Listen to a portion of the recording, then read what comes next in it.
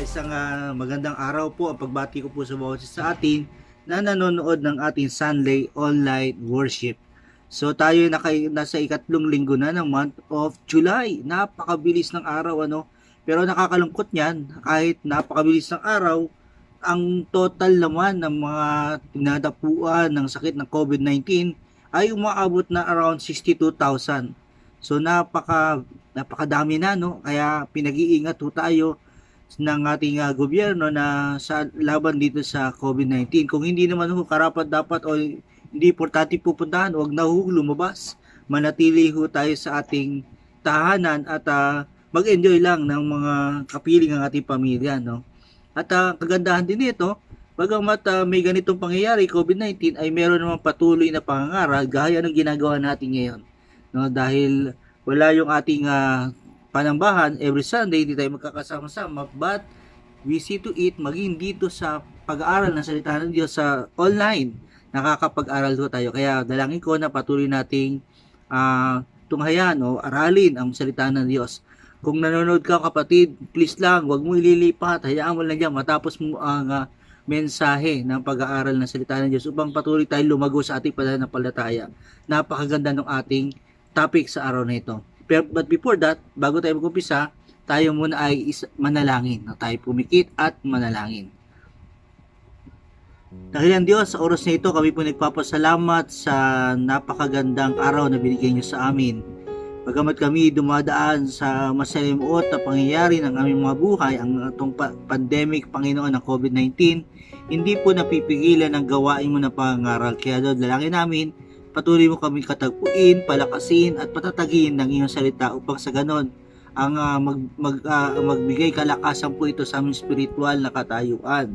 Papalain niyo rin po ang bawat isa sa amin, Panginoon, na nasa aming mga tahanan. Lahat na nanonood, Panginoon, dalangin ko, Panginoon, na patuloy na palakasin mo sila at ang banal na Espiritu ang siyang magturo ng bawat salita na aming pag-aaralan base sa iyong salita. Pinupuri ka namin sa araw na ito sa pangalan po ng iyong anak na si Jesus. Amen. Amen. Yan. So, purihin ng Diyos. So, bago tayo magkapagtuloy ng ating pag-aaral ng salita ng Diyos, kaya nyo muna bawat isa sa atin ay mapalakas ng isang napakagandang awitin na pinamagatang Blessed Assurance. Kinanta po ito ng City Alight. So, tunghaya po natin, pakinggan po natin ang bawat mensahe ng awitin ito.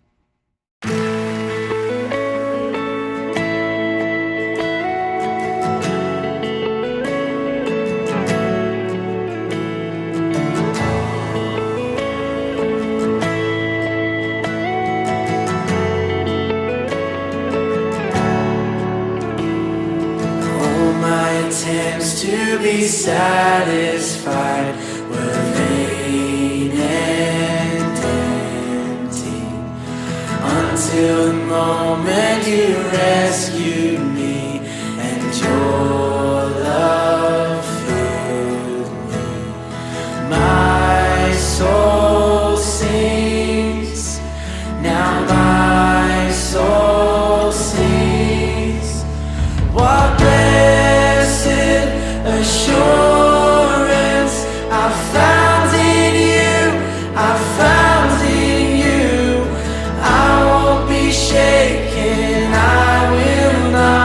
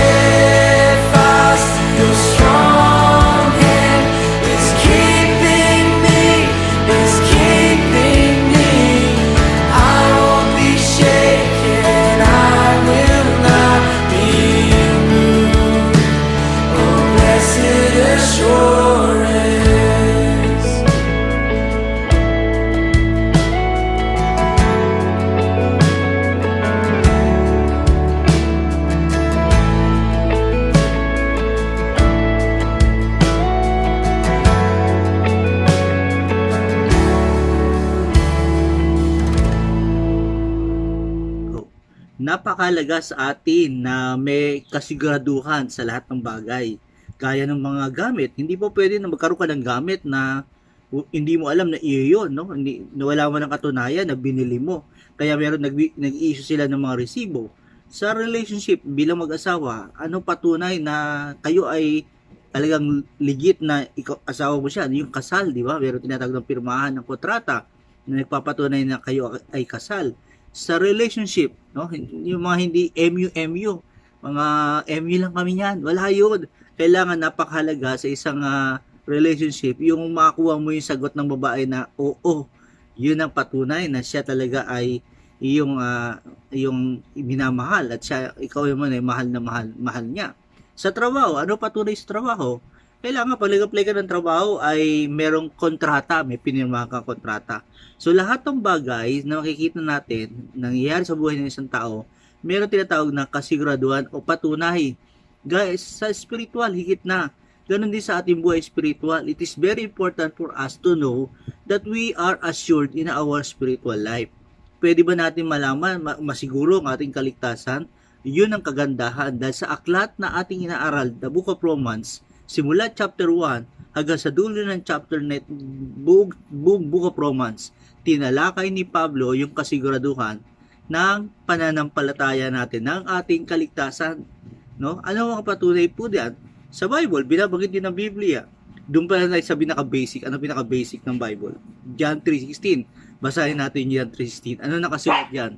Sabi diyan, "For God so loved the world that He gave His only Son, that whoever believes in Him should not perish but have eternal life." Tingnan mo yung talata, nakasulat diyan, whoever believes.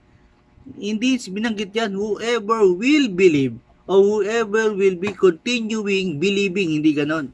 Sa Tagalogan, ang sino man sumampalataya sa Kanya ay mayroon, hindi magkakaroon, o patuloy na nagkakaroon, walang ganon.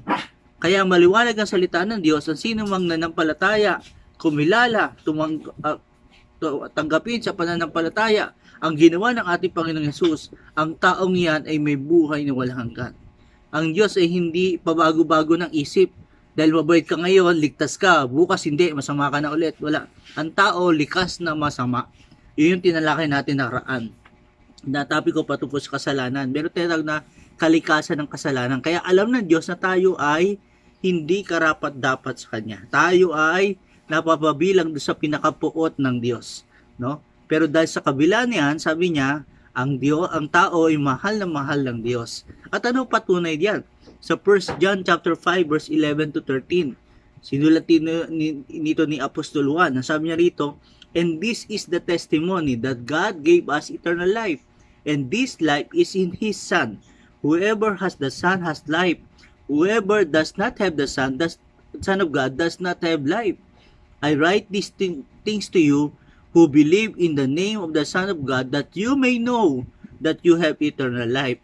Kita yung salita nito, sa salitang sinabi rito, no? That you may know. Ito isang assurance, it is a complete, it is yung kompletong-kompleto na. Kompleto na. Andyan na. Hindi na kayo mag-iisip pa. Sabi niya, that you may know, parang malaman mo na kayong nananalig sa anak ng Diyos ay may buhay ng walang hanggan. So maliwanag yan. Now in Romans chapter 8, Paul already discussed the following issue. Yun yung ating tatalakayin. Sa Romans chapter 1, tinalakay niya patungkol sa anong kalagayan ng sitwasyon ng tao. Sino yung tao? Sabi niya, napapabilang sa tao yung tinatawag na puot ng Diyos. Yung wrath of God. Romans chapter 2 and 3, he talks about sin. Yung tinalakay ko nga last week, di ba? Narinig niyo yung salitang total depravity of man. Meaning, ang tao, walang kakayanan sa kanyang sarili na maging matuwid. Bakit? Meron kalikasan ng kasalanan ng tao. So, napakasama ng tayo mga tao. Walang matuwid, wala kahit isa. Romans chapter 3, verse 10, binanggit yan. Romans chapter 4, pinakita dyan ni Pablo sa Book of Romans chapter 4, ang patungkol sa ehemplo na ginawa ni Abraham. Bakit siya naging matuwid sa harapan ng Diyos? Dahil sa kanyang pananampalataya at pagsunod sa ating Panginoon. Ang Diyos ang nagdi-declare, nagsasabi na siya ay matuwid. No? Sa Romans chapter 5, he talks about justification. At yung inaral natin nakaraang mga linggo, yung unang linggo natin. Sabi niya, ang sino mang nakikristo ay ay pinawalang sala na ng Diyos. No, meaning pinatawad tayo ng Panginoon. Hindi na pinatawad, yung kasalanan natin, inari ng Diyos, kinuha ng Diyos, no? At sa chapter 8, it talks about the unshakable, blessed assurance in Christ. The unshakable, hindi mayayanig na pagpapala ng kasiguraduhan ng kaligtasan kay Kristo. Yun ang kagandahan. So, yun yung ating tatalakayin ngayon. So, basahin muna natin na Romans chapter 8, verse 1 to 25. At tutuloy natin yan sa susunod na linggo sa 26 hanggang 39. So, basahin natin Romans chapter 8, verse 1 to 25 lang tayo ngayon. Verse 1, kaya nga, wala nang kahatulang parusa sa mga taong nakipag-isa na kay Kristo Jesus. Sa pamamagitan ng kautusan ng Espiritong nagbibigay buhay dahil sa pagkikiisa natin kay Kristo Jesus, pinalaya na ako mula sa kautusan ng kasalanan at kamatayan. Ginawa ng Diyos ang hindi kayang gawin ng kautusan dahil sa kahinaan ng tao. Isinugo niya ang kanyang sariling anak sa anyo ng taong makasalanan upang pawiin ang kasalanan. Sa gayon, hinatulan na niya ang kasalanang umaalipin sa tao. Ginawa ito ng Diyos upang ang itinakda ng kautusan ay matupad sa atin na namumuhay ayon sa Espiritu at hindi ayon sa hilig ng laman. Ang namumuhay ayon sa hilig ng laman ay walang pinapahalagahan kundi ang mga bagay ukol sa laman. Ngunit ang namumuhay ayon sa Espiritu ay nagpapahalaga ng mga bagay na espiritual. Ang pagsunod sa hilig ng laman ay naghahatid sa kamatayan, ngunit ang pagsunod sa Espiritu ay nagdudulot ng buhay at kapayapaan. Kaya nga, kapag itinutuon ng tao ang kanyang pag-iisip sa mga hilig ng laman, siya ay nagiging kaaway ng Diyos sapagkat siya ay hindi siya nagpapasakop sa batas ng Diyos at sadyang hindi niya ito magagawa. At ang nabubuhay ayon sa hilig ng laman ay hindi maaring kalugdan ng Diyos. Ngunit hindi na kayo namumuhay ayon sa laman, kundi ayon sa Espiritu. Sa katunayan, naninirahan sa inyo ang Espiritu ng Diyos. Kung wala sa isang tao ang Espiritu ni Kristo, hindi kay Kristo ang taong iyon.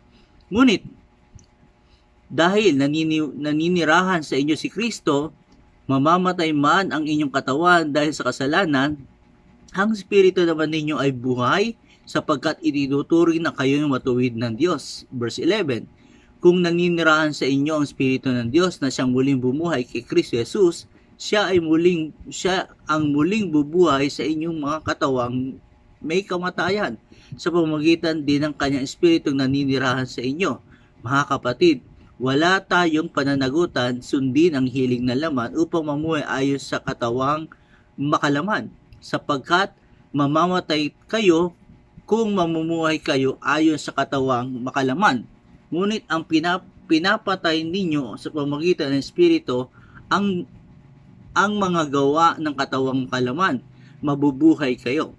Ang lahat ng pinapatubay ng Espiritu ng Diyos ay mga anak ng Diyos, sapagkat hindi espiritu ng pagkaalipin ang inyong tinanggap upang kayo'y mamuhay sa takot. Sa halip, ang inyong tinanggap ay ang espiritu ng pagkukup upang kayo'y gawing mga anak ng Diyos. Kaya tayo'y tumatawag sa Kanya ng Ama, Ama ko. Ang espiritu nagpapatotoo kasama ng ating espiritu na tayo'y mga anak ng Diyos. At yamang mga anak, tayo'y mga tagapagmana ng Diyos at kasamang tagapagmana ni Kristo, sapagkat kung tayo'y kasama niya sa pagtitiis, tayo'y makakasama niya sa kanyang kaluwalhatian. Para sa akin, ang mga pagtitiis natin sa kasalukuyan ay hindi maihahambing sa kaluwalhatiang ipinapahayag sa atin balang araw, sapagkat nananabik ang sanlikha na ihayag ng Diyos ang kanyang mga anak. Nabigo ang sanlikha hindi dahil sa kagustuhan nito, kundi dahil itinulot iyon ng Diyos. Gayunman, nagbibigay rin siya ng pag-asa na ang lahat ng nilikha ay pinalaya ng Diyos upang hindi na ito mabulok at upang makabahagi ito sa maluwalhating kalayaan ng mga anak ng Diyos. Alam nating hanggang ngayon dumaraing ang sanlilikha dahil sa matinding hirap na katulad ng isang nanganganak. At hindi lamang ang sanlilikha, kundi mga tumanggap na ng Espiritu bilang unang kaloob mula sa Diyos ay dumaraing din habang hinihintay natin ang paghahayag ng ating pagiging mga anak ng Diyos at ang pagpapalaya sa ating mga katawan. Naligtas tayo dahil sa pag-asang ito, ngunit hindi iyon matatawag na pag-asa kung nakikita na natin ang ating inaasahan, sapagkat sinong tao ang aasa pa kung ito'y nakikita niya.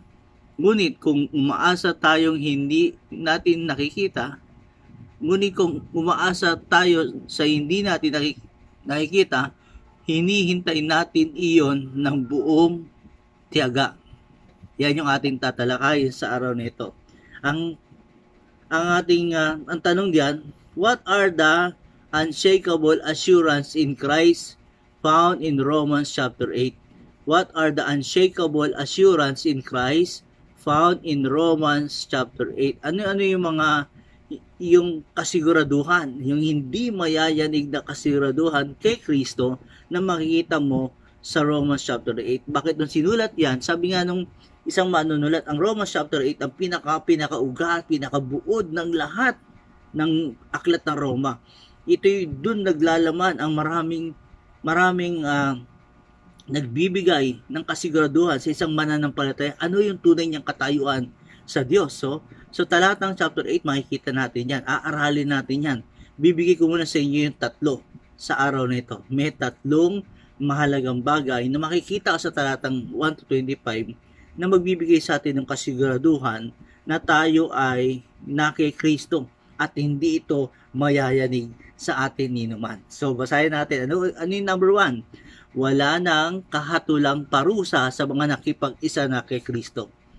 Ang taong na kay Kristo, nung tumanggap na sa Panginoon, kumilala na sa Panginoon, no, kinuha na siya ng ating Panginoon. So, parang bang siya ay pinili na ng ating Panginoon. No? Tandaan natin, ang kaligtasan natin, hindi tayo. Naligtas ka dahil pinili ka ng Diyos. Ano patunay? Ephesians chapter 1 verse 4, bago palikay niya sa libutan, pinili na kayo ng Diyos. Sa Thessalonians chapter 1 verse 10, binakid yan, kayo mga pinili ng ating Panginoon. So kilala ng Diyos ang kanyang mga anak niya, yung mga pinili niya. Ngayon, kung ikaw pinili ng sanlibutan, kung ikaw pinili ng Diyos, hindi ng sanlibutan, ikaw ay pinili ng Diyos. So sabi diyan, meron kang kaligtasan na binibigay ng ating Panginoon. At isa sa mga bunga nito, isa sa mga kaligtasan ito, hindi ka nahahatulang maparusahan dahil nakipag-isa ka na kay Kristo. At ang patunay niyan, paano sa talatang chapter 1, verse 1 hanggang 13, sa talatang yan, 13 verses po yan. Paano ipinamalas ng Diyos ang kanyang walang kahatulan sa atin? Hindi ka nahahatulan, pero paano niya ginawa? Verse 1, sabi dito, kaya nga, wala nang kahatulang parusa sa mga taong nakipag-isa kay Kristo Jesus. Binanggit na dyan na wala nang kahatulang parusa. Hindi lang yan, verse 2, sa pamamagitan ng kautusan ng Espiritu nagbibigay buhay dahil sa atin, dahil sa pagkipag-isa natin kay Kristo Jesus, pinalaya na ako mula sa kautusan ng kasalanan at kamatayan. We are free from the law of sin and death. Ay, malaya na. Pinalaya. Bakit? Ba't ganun kanya sinabi? Kasi ang tao, ang mga Hudyo, kanilang pananaw, kami sakop ng batas ni Moses. Kami alipin ng batas ni Moses. Pero mo, ilan ng 10 utos? 10. Nga naman, no? Tatalagin ko pa naman. Ang 10 utos na binigay ng Panginoon kay Moses, 10 lang utos. Kaya lang yung 10 utos na yun, ang mga Hudyo, ginawa nila yung tetragrammaton. Yung 10 utos, bawat letrang yan, binigyan niya ng batas. Tindi, no? Yung batas na yan na nagpapahirap sa tao. Yung sabi na, huwag kang mangiling ka sa araw ng pamamahinga. Ang batas ng Hudyo, dinagdagan nila yan ng mga batas. Huwag kang dadampot ng dahon. Huwag kang maglalakad ng ilang metro. No, ikaw ay nagkakasala pag ginawa mo yan. Kaya sabi rito, hindi ka nakakatulang maparusahan. Bakit? Ang tao, sabi sa una, di ba? Alipin ng kasalanan. Pero dahil kay Kristo, pinalaya na tayo doon. Hindi na tayo hahatulan ng Panginoon. Hindi ka na rin sakop ng kautusan. Hindi ka rin sakop ng batas na yon. Ibig sabihin ba, Pastor, pag ako na kay Kristo, hindi ko na susunod ng batas dahil hindi na ako sakop doon. Hindi ganoon sinasabi ko. Ang sinasabi ko, ang taong na kay Kristo, hindi na siya alipin ng batas, no? Na nagpapahirap sa atin. Ang ating pagsunod ay nakabase na sa ginawa ng ating Panginoon. Tignan mo yung sinabi ni Pablo sa Romans chapter 6, verse 14. Sapagkat hindi na dapat maghari sa inyong kasalanan dahil wala na sa ilalim ng kautusan kundi nasa ilalim na ng kagandahang loob ng Diyos. Hindi ka nasakop ng law. Hindi na tayo under ng law. Under na tayo ng grace of God. Diba? Under na tayo ng grace. Under na tayo ng biyaya ng Diyos. Under na tayo, sa ilalim na tayo ng habag ng Diyos. Nakakakilos ka ngayon, nakakagawa ka ngayon. Hindi ka na yung tatakot. Gumagawa ka dahil may grasya ang Diyos sa iyo. No? May grace ang God sa atin. Actually, sa totoo lang, pag umaharap ka sa nanalangin ka, umaharap ka sa ating Panginoon, hindi naman ikaw nakikita eh. Si Kristo na nasa iyo ang nakikita ng Diyos. Yun ang kagandahan sa ating Panginoon. Sa verse 3, tingnan natin yung verse 3. Ginawa ng Diyos ang hindi kayang gawin ng kautusan. Ano hindi kayang gawin ng kautusan? Dahil sa kahinaan ng tao, isinugo niya ang kanyang sariling anak sa anyo ng taong kasalanan upang pawiin ang kasalanan. Sa gayon, inatulan na niya ang kasalanang umaalipin sa tao. Ang sabi ng Biblia, nung unang tao nagkasala, ang sumunod na lahi noon, sumunod na mga tao noon ay nagkasala na. Yung kasalanan ni Adan, gaya ng tinatalahi ko nakaraan, ay naging kasalanan ng lahat ng sangkatauhan.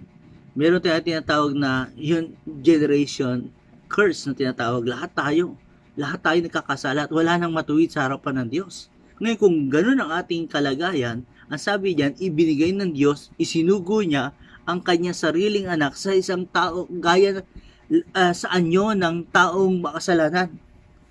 Gaya natin. Ibig sabihin, yung ating nararanasan ni Kristo. Dumaan din siya, ipinanganak din siya sa babae. No? Naging baby din siya. No? Nagutom din siya. Nainitan din siya. Naranasan niya lahat ng ito.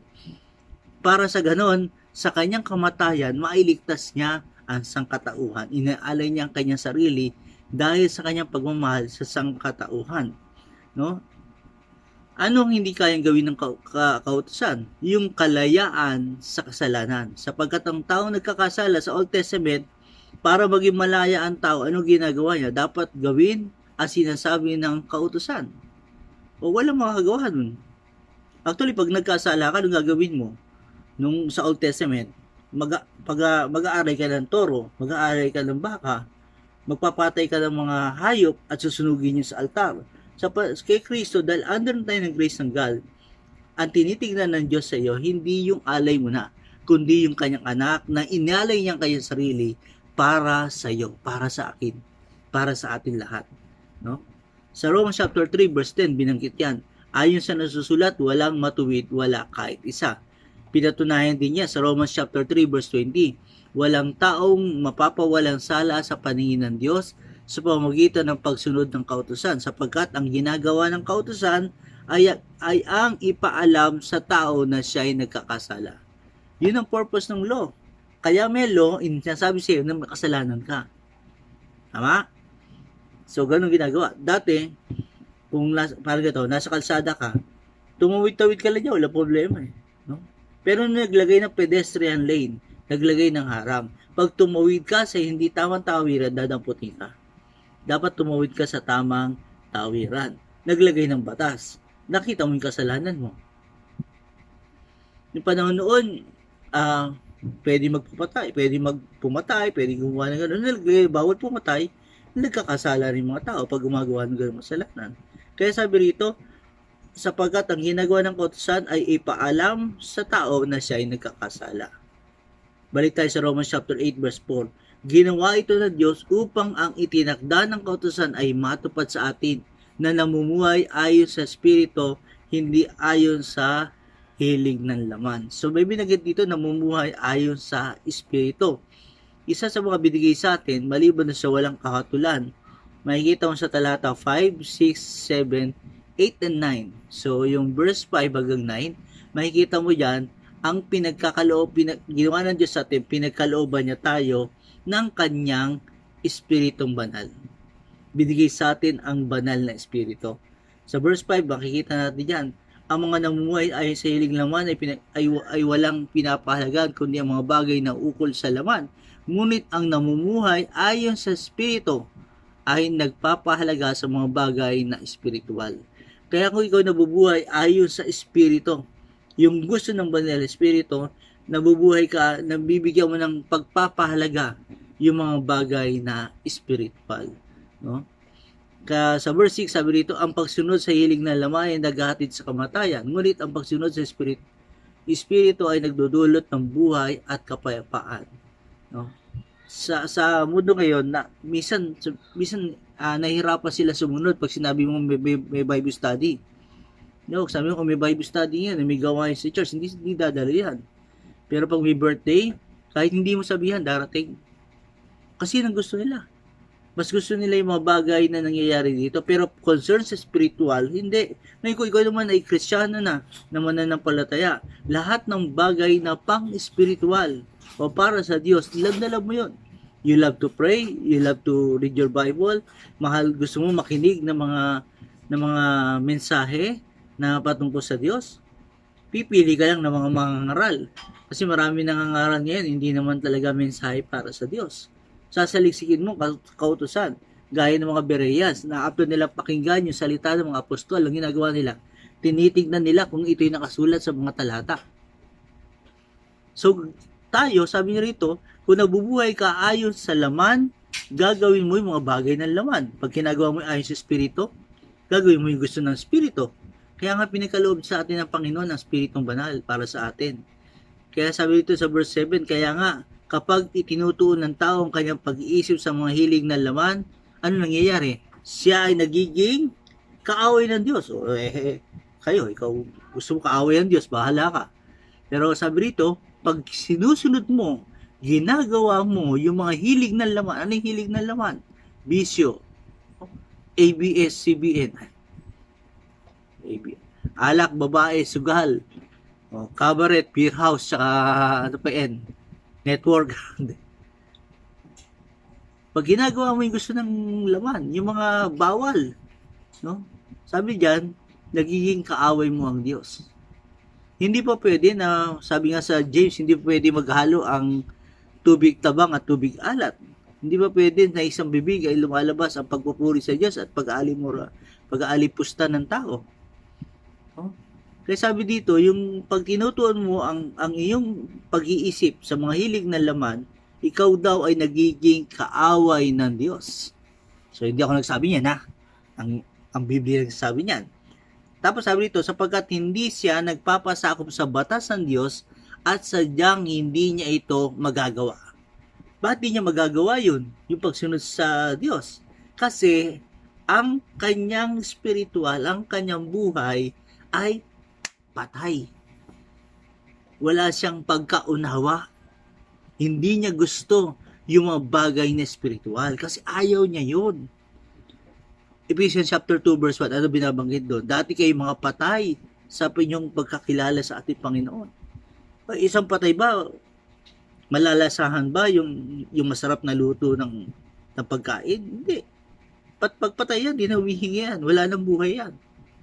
No, kahit anong sarap na pagkain ibigay mo sa kanya, hindi niya kakainin yun, hindi na siya gagalaw eh. Hindi niya na manhid na. Ang nakakalasa lang yung buhay. Yan. So sabi rito, pag ikaw daw ay ginagawa mo yung hilig ng laman, kaaway ka ng Diyos. Hindi ka rin nagpapasakop sa batas ng Diyos. Kaya salamat na lang dahil ang banal na Espiritu ang ipinagkaloob sa atin ng Diyos. Pero in verse 8, at ang nabubuhay ayon sa hilig ng laman ay hindi maaaring kalugdan ng Diyos. Hindi maaaring kalugdan ng Diyos. No? Gaya sa sabi sa Hebreo, sabi niya, ang mga taong walang pananampalataya, hindi maaring kalugdan ng ating Panginoon. Ganun din dito. Pag nabubuhay ka ayon sa laman, kapatid, sasabihin ko sa iyo, hindi ka maaring kalugdan ng Diyos. Kaya nakakapagtaka, may mga tao nag-post na ang Diyos, mahal ako ng Diyos, ang Diyos ang mabuti para sa akin, pinagpapala ako ng Panginoon, Pero siya nabubuhay siya sa kasalanan. Yung kanyang kinakasama, hindi naman niya asawa. May ibang may asawa diyan, no? Hindi mo asawa yan. Wag mong sabihin na asawa mo yan. Dahil ang katotohanan, may asawa siya, may asawa ka. Merong iba, sinasabi sa Diyos, pero gumagawa ng masama. Gumagawa ng mga krimen. No? Sumasamba sa Diyos-Diyosan. At sasabihin niya, nasa Diyos siya. Sabi rito, kahit anong gawin mo, hindi ka maaring kalugdan ng Panginoon. Yun ang mabigat dito. Pero yung mga taong nasa Panginoon, eto sa verse 9, ngunit hindi na kayo namumuhay ayon sa laman, kundi ayon sa Espiritu. Di ba sabi ko nga kanina, isa sa pagpapala natin, ibinigay ng Diyos sa kanyang banal na Espiritu sa atin. Sa katunayan, ito patunay, naninirahan sa inyo ang Espiritu ng Diyos. Naninirahan sa atin. Kung wala sa isang tao ang Espiritu ni Kristo, hindi kay Kristo ang taong yan. Yun ang mabigat sinabi rin ni Pablo.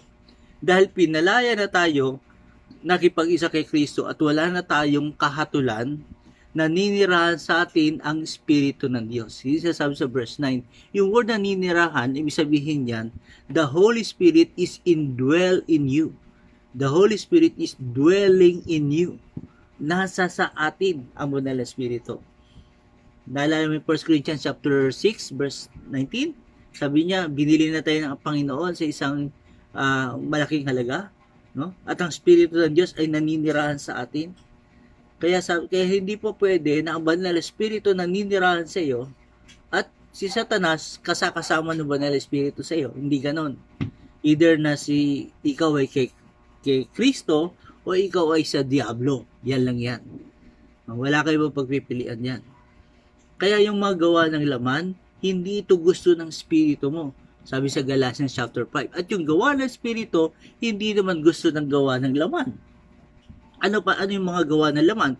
Chapter 5, basahin nyo ng Galatians. Pagkainggit, pagkalipusta, pagmumura, pagsamba sa Diyos-Diyosan, paglalasing, andyan lahat yan nakasulat. Ano yung gawa ng Espiritu? Ang bunga ng Espiritu ay love, joy, peace, patience, kindness, goodness, gentleness, faithfulness, and self-control. So, magkaiba to. Hindi po pwede may love ka, tapos hindi mo asawa yan. Hindi po pwede may joy ka na hindi nagsusugal ka. O kung nagdodroga ka, hindi ganon. Kaya hindi pwede yun. Magkataliwas yan. Kaya, ang tawag yan, ang Holy Spirit, sa mga tunay na anak niya, nagdedwell sa iyo. Nananahan sa iyo. Anong patunay dyan? Ibinigay ng Diyos yung banal na Espiritu sa iyo bilang selyo, bilang tatak. Ephesians chapter 1 verse 13. Sa pamamagitan ni Kristo, kayo rin na nakarinig ng salita ng katotohanan ng magandang balita na nagdudulot ng kaligtasan at sumampalataya sa Kanya ay, pinagkalooban ng ipinangakong Espiritu Santo bilang tatak ng pagkahirang sa inyo. May selyo. Halimbawa, eto, napakagandang tablet, di ba? Pag tumingin ka, wow, ang ganda naman ng tablet mo. Makikita mo to pag bumili ka sa mga mall, makikita mo tong ganitong tablet. Ang ganda naman ng tablet na yan. Pero iba yung tatak. Ano tatak niya? Apple. Pag pinakita yung tatak, pag nakita yung tatak, isabihin, mahal yan. Hindi yan mura. Maraming may tablet, pero iba yung may tatak na Apple.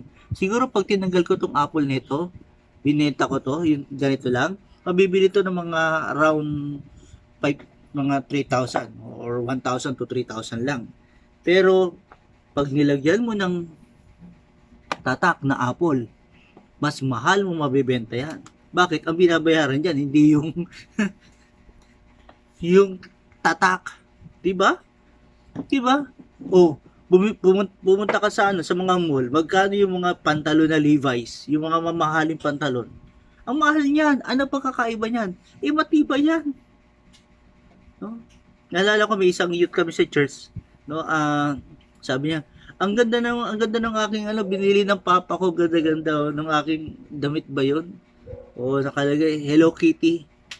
Tinitignan ko may yan, Hello Kitty. Pagtingin ko gano'n, ba't ganyan yung ano mo, parang hindi Hello Kitty, parang Hello Chiki.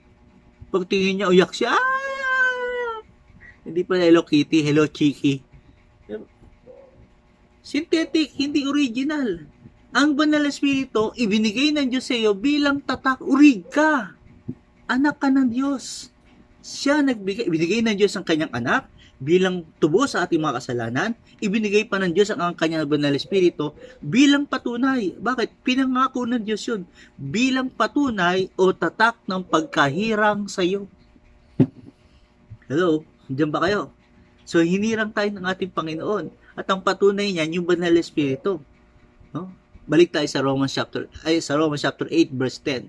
Sabi rito, ngunit dahil naninirahan sa inyo si Kristo, mamatay man ang inyong katawan dahil sa kasalanan ng espiritu, dahil sa kasalanan, ang espiritu naman ninyo ay buhay sapagkat itinuring na kayong matuwid ng Diyos.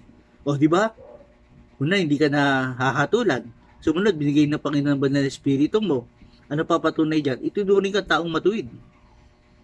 Hindi ang tao nagturing na matuwid ka, hindi. Kasi ang pamantayan ng tao mataas eh. No? Sinabi niya, uy, ayaw mo, righteous yung taong yan, matuwid yung taong yan. Oh, nagkakasala naman yan eh. Di ba? Mataas yung standard ng tao. And ang standard, how much more ang standard ng Diyos? Ang standard ng Diyos, 100% without sin, blemish, hindi nagkakasala, pure, no? Kahit 0.00001, marumi pa rin yun. Ang sabi rito, itinuturing na kayong matuwid ng Diyos. Hindi naman tao nagbigay sa iyo ng katwiran, pagiging matuwid. Ang Diyos nagsabi, ikaw ay matuwid. It is an assurance that those people whose life in Christ, ito yung patunay.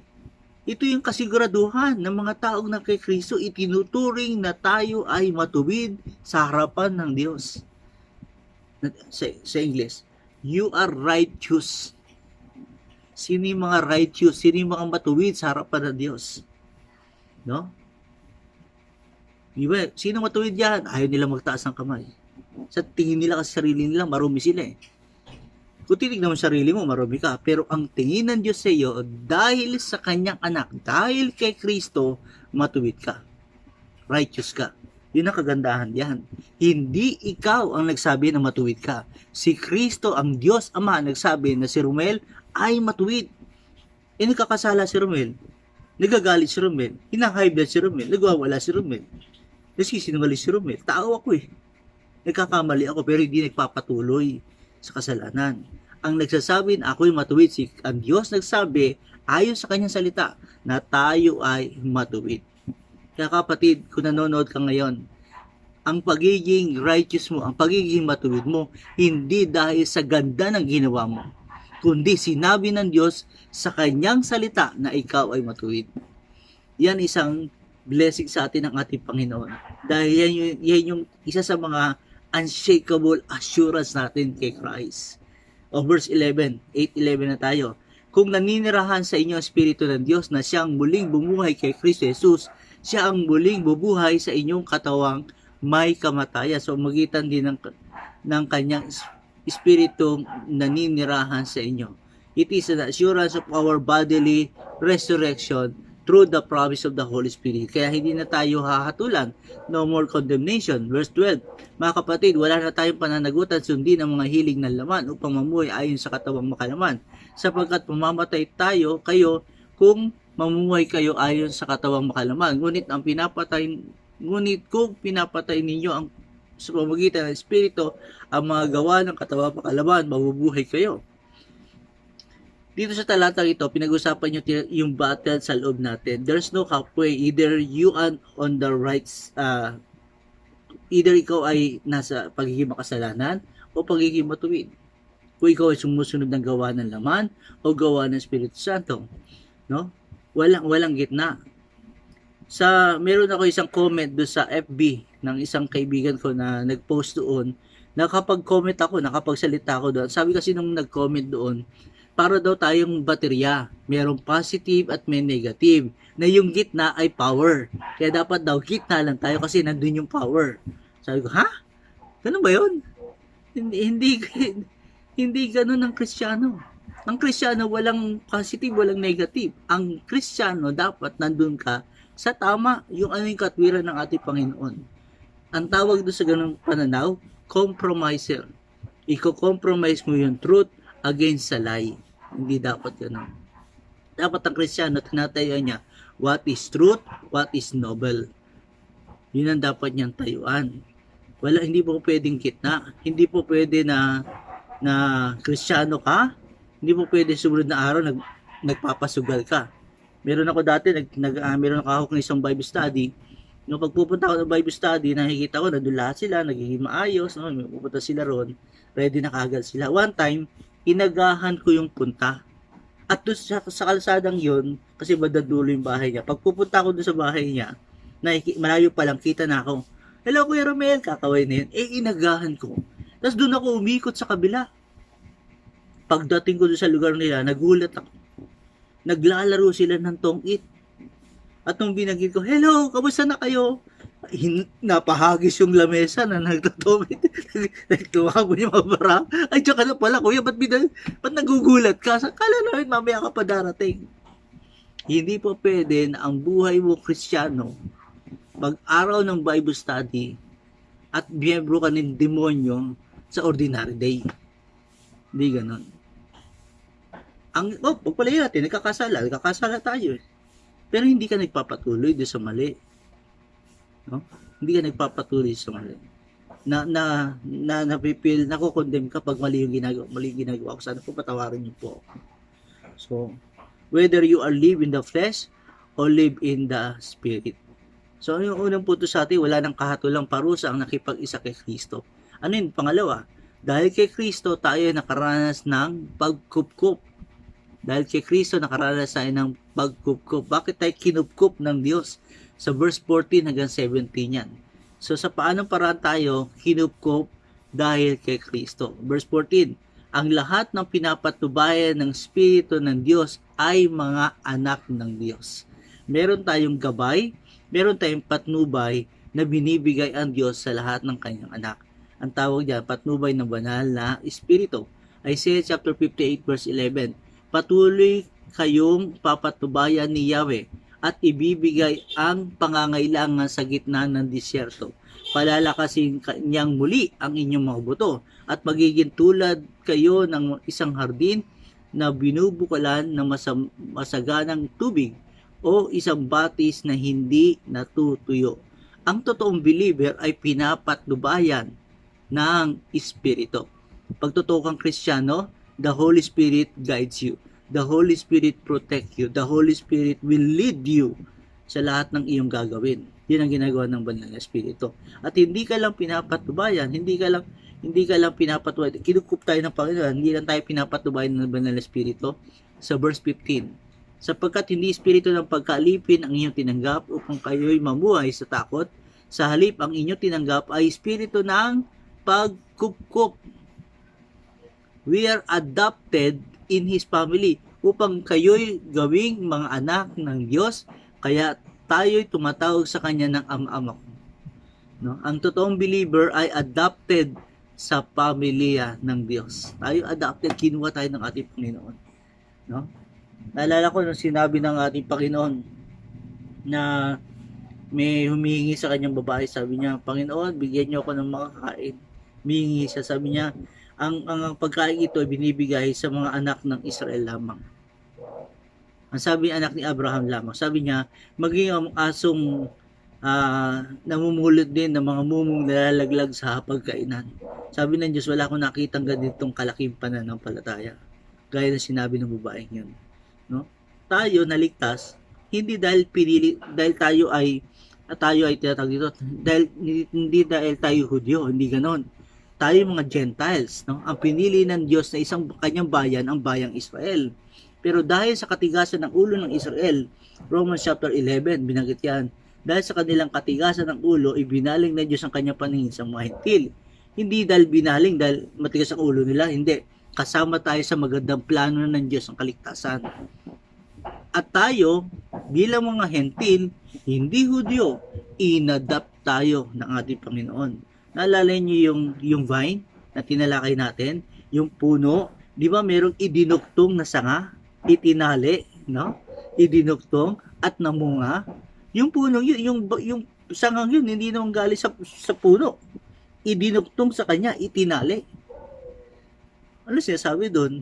Ng kaligtasan ng Diyos, hindi lang sa mga Hudyo, maging sa ating mga hentil, binigay ng ating Panginoon. Kaya tayo inadapt ng ating Panginoon. Ginawa tayong mga anak niya. No? Dati yung kalagayan natin, di ba binagit natin kanina sa umpisa, tayo yung mga kaaway ng Diyos. Kung gumagawa ka ng kasalanan, saan tingin sa inyo ng Panginoon? Kaaway niya.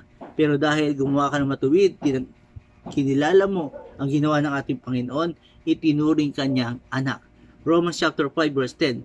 Dati tayo mga kaaway ng Diyos, ngunit tinanggap na niya tayo bilang mga kaibigan sa pamamagitan ng pagkamatay ng kanyang anak. At dahil dito, tiyak na maliligtas tayo sapagkat si Kristo ay buhay. So tayo kinukop ng Diyos. We are adopted ng God. Verse 15 yun. Romans chapter 8 verse 15. Verse 16. Ang Espiritu ang nagpapatotoo kasama ng ating Espiritu na tayo yung mga anak ng Diyos. Ang Espiritu ng Diyos kasama yung Espiritu natin nagpapatotoo, nagsasabi na tayo yung mga anak ng Diyos. Totoo nga naman, di ba? Di ba, pasinin mo, nakakapanalangin ka, mararamdaman mo yung presence ng God. Sa gitna ng kalungkutan, mararamdaman mo yung yakap ng Panginoon. Sa gitna na minsan, kinakapos ka ng budget, makikita mo yung provision ng ating Panginoon. Makikita mo, mararanasan mo. At ginagamit ng Diyos ang mga simpleng bagay sa iyong paligid para mangusap siya sa buhay mo. Di ba ganun kabuti ang Panginoon?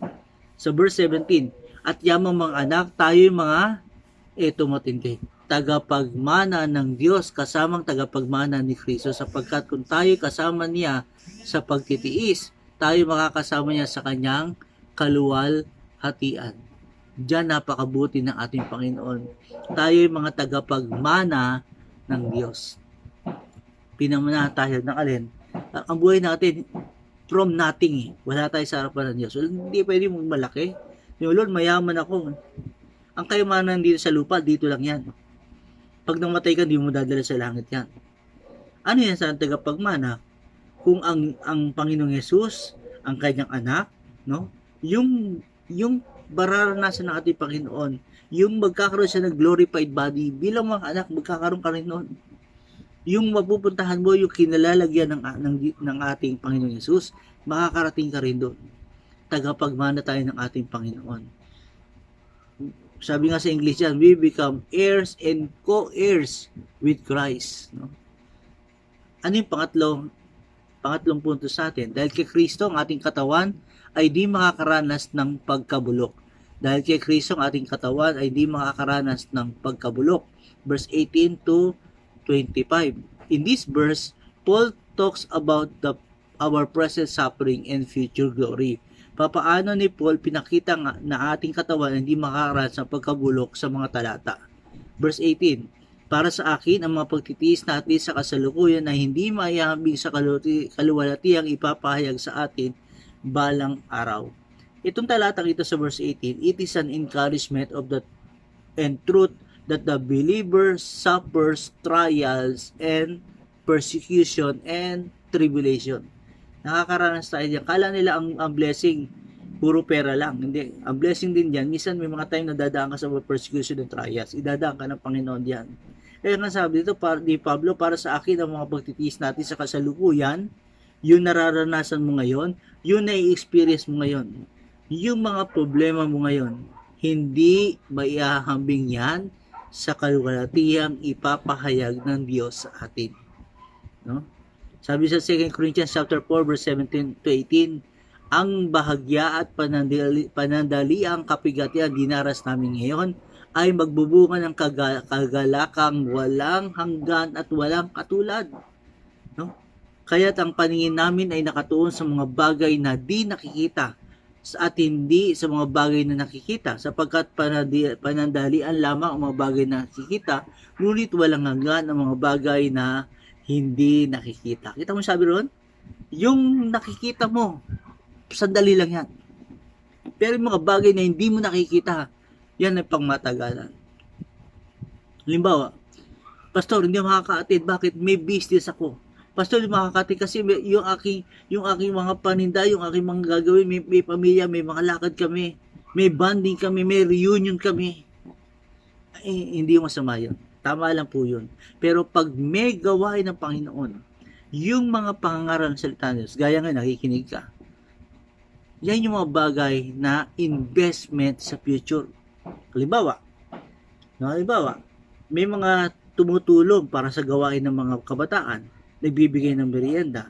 So, out of their own pocket, nagbibigay sila, nagbibless sila ng pagkain ng mga bata. Sa tingin mo, yung mga bagay na hindi nakikita ng Diyos, dahil mahal ng Diyos yung kanyang mga bata, yung Panginoon mismo ang siyang magpapala doon sa taong nagkakaloob. Yung mga, ngayon, katulad yun, nakikinig kayo ngayon, sa tingin mo, di alam ng Diyos, nakikinig ka ngayon? Alam ng Diyos yan. Ngayon, ang gagawin ng Diyos, pagpapalain niya yung mga taong nakikinig at lumalalim sa kanyang salita. Sa paanong paraan, patuloy na iingatan niya at pagpapalain ng taong ito. No? Kasi nag-i-invest ka ng mga spiritual na bagay. Naglalagay ka, ibinibigay mo ang investment, hindi lang yung time, maging yung money and resources mo. Tumutulong ka, nagbibigay ka para sa gawain ng Diyos. Nagbibigay ka, kaya ako nagpapasalamat doon sa mga taong nagkakaloob para sa kanyang gawain. Nagbibigay para sa kanyang church, no? Bagamat wala ho tayong service ngayon, pero may mga taong tumutulong para sa gawain ng Panginoon. No? One time nga, may nagsabi sa akin, Pastor, gusto kong maibsan ang inyong nararanasan sa panahon ngayon. Kaya ginawa ng taong ito, may pupunta ho dyan sa inyo. Ako inisip ko, pupunta sa akin, kinikwento ko kay Beth. Beth, ano kaya sinasabi na itong taong ito? Nagulat kami, may nagpa-deliver pala siya ng masarap na pagkain. At kami pamilya, natuwa, wow, grabe. Napagpala kami. Sa tingin mo ba, ang Diyos hindi matutuwa sa ginawa ng taong yun? Kung ako nga tao natuwa mas more ang Diyos. Yung mga nagbibigay ng kanilang mga tithes and offerings sa mga churches na dinadaluhan, yung mga kapwa ko magkamanggagawa sa CCT, yung mga taong tumutulong sa ministeryo ng church. Bagamat walang Sunday service, no, yung mga taong yan tumutulong, nagpapadala kayo ng mga offering and tithes and offering nyo sa mga churches na inyong dinadaluhan. Hindi ba malaking pagpapala yun sa ministeryo? Hindi ba ang Diyos nagagalak at natutuwa sa iyong ginagawa? Ito yung mga bagay na hindi nakikita. No? Ngayon, sa spiritual na aspect, yung mga bagay na nakikita mo, wala yan. Mawawala yan. Huwag kang mag-invest dyan. Mag-invest ka sa bagay na hindi mo nakikita. No? Sa verse 19, sapagkat nananabik ang sannilikha na ihayag ng Diyos ang kanyang mga anak.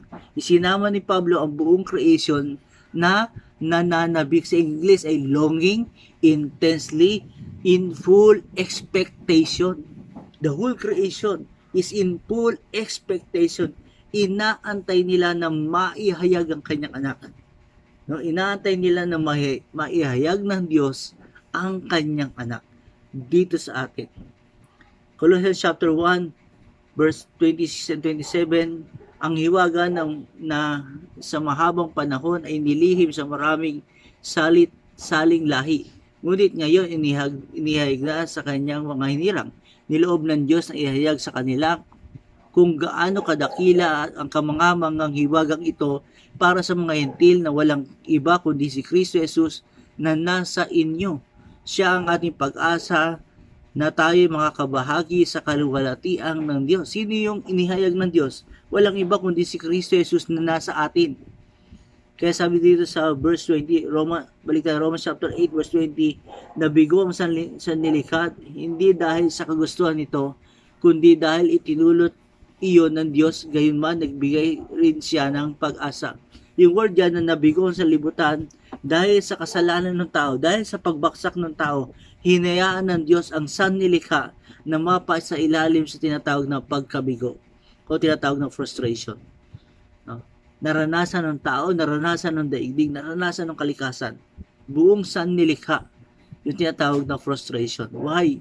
Because ang ating katayuan bilang makasalanan, yan ang sinasabi diyan. Verse 21, na ang lahat ng nilikha ay pinilaya ng Diyos upang hindi na ito mabubulok at upang makabahagi ito sa walwalating kalayaan ng mga anak ng Diyos.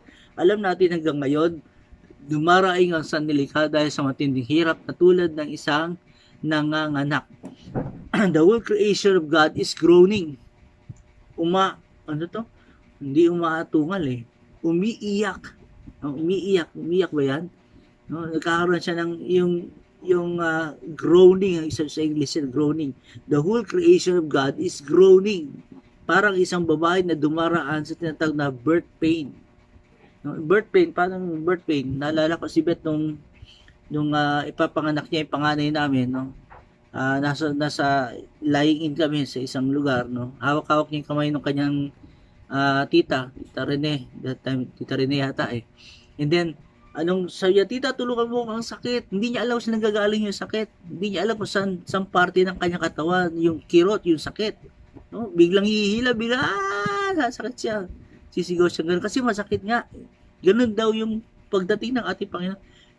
Yung parang birth pain, yung buong creation, nag-groan, inaantay, nananabik sa pagdating ng kanyang anak. Yung maihayag ang pagiging Diyos ni Kristo. No? Bakit ito groaning o bakit ito yung dumaraing? Kasi in anticipation sa paglalahad ng kanyang anak na binabanggit sa verse 19. No? Sa verse 23, at hindi lamang ang sanlilikha kundi tayong mga tumanggap ng Espiritu bilang unang kaloob mula sa Diyos ay dumaraing din habang hinihintay natin ang paghahayag ng ating pagiging mga anak ng Diyos at ang pagpapalaya ng ating mga katawan. Ang sinasabing dumaraing dahil tayo'y nag-aantay, groaning in anticipation. At tayo'y bilang taong binago ng Diyos, nilagyan ng tatak ng Espiritong Banal, ay dumaraing dahil tayo ang unang bunga na pinagkalooban ng Espiritu ng Diyos.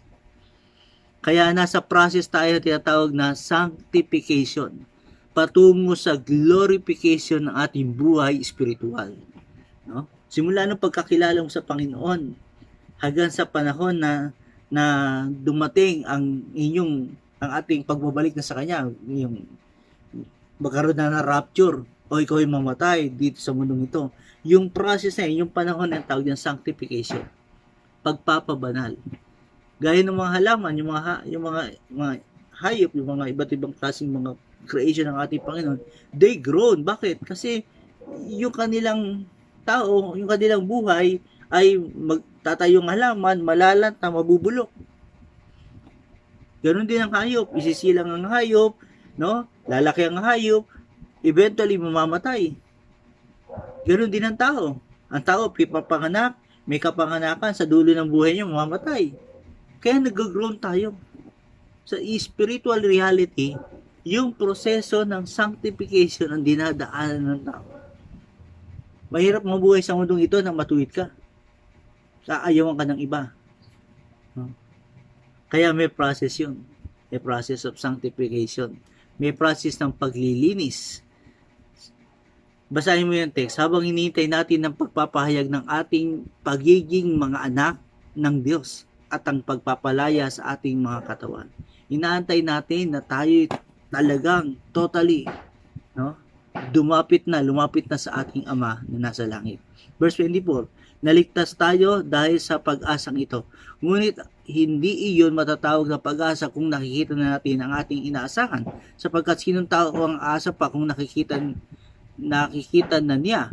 25, ngunit kung umaasa tayo sa hindi natin nakikita, hinihintay natin iyon ng buong tiyaga. Inaantay natin ang pangako ng Diyos ng may pag-asa upang ang physical na katawan ay papalitan ng katawang hindi nasisira, yung glorified body. 2 Corinthians binanggit din yan. Ang ating katawan ay hindi makakaranas ng pagkabulok. Hindi na tayo masisira yung ating katawan. Sapagkat yung ating katawang physical ay papalitan ng Diyos ng glorified body. Aayusin ng Panginoon. Babaguhin ng ating Panginoon. Yung mga wala kay Kristo, yung katawan niya, mapupunta sa kahatulan. Pero ang taong na kay Kristo, yung kanyang katawan, mapupunta sa kaluwalhatian kasama ni Kristo. No? Ano yung mga unshakable assurance in Christ na makikita mo sa Romans chapter 8? Tatlong bagay. Wala nang kahatulang maparusa sa mga nakipag-isa na kay Kristo. Pangalawa, dahil kay Kristo nakaranas tayo ng tinatawag na pagkupkop. At ang pangatlo, dahil kay Kristo ang ating katawan hindi makakaranas ng pagkabulok. Sa inyo, yan po yung ating tatlong puntos na makikita natin diyan. Bagamat mahaba po itong ating tinatalakay, pero salamat sa kabutihan ng Panginoon sapagkat ang kanyang salita ay napakayaman. Napakarami sinasabi patungkol sa isang taong nakipag-isa na kay Kristo. At tayo ay patuloy na binabago ayon sa kanyang kaluwalhatian. So napakaganda po. Maraming salamat po sa bawat isa na nandito, kapatid. Kung ikaw na kay Kristo na, magpasalamat ka sa kabutihan ng ating Panginoon. Magpasalamat ka sa grasya at habag niya.